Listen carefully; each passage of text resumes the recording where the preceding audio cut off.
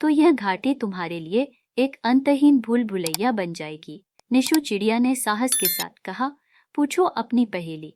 उल्लू ने धीमे स्वर में कहा, वह क्या है जो हमेशा आगे बढ़ता है लेकिन कभी पीछे नहीं लौटता? निशु चिड़िया ने कुछ पल सोचा।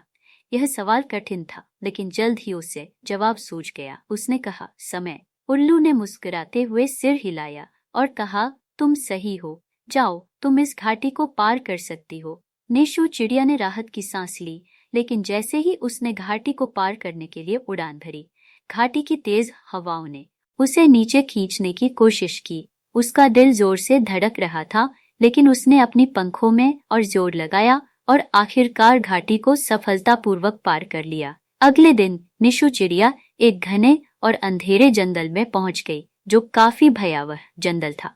यहाँ पेड़ इतने ऊंचे थे कि सूरज की रोशनी भी नीचे नहीं पहुंच पाती थी। जंगल की सन्नाटे में एक अजीब सी डरावनी हवा चल रही थी। निशु चिड़िया ने देखा कि वहाँ के पेड़ हिल रहे थे, जैसे वे जीवित हों।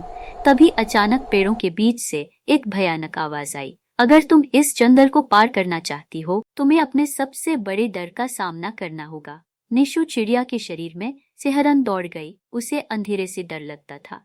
पेड़ के बीच से छायाएं उभरने लगी, जो भूतिया आकृतियों की तरह दिख रही थी। वह डर से कांपने लगी, लेकिन उसने सोचा, अगर मैं अपने डर के आगे झुक गई तो मैं कभी बादलों के पार नहीं जा पाऊंगी। उसने अपनी आंखें बंद की और अपने डर का सामना करने का साहस जुटाया। जब उसने आंखें खोली तो छायाएं गायब हो चुकी थी। जंगल अब उसे उतना डरावना नहीं लग रहा था। उसने राहत की सांस ली और अपने सफर को जारी रखा।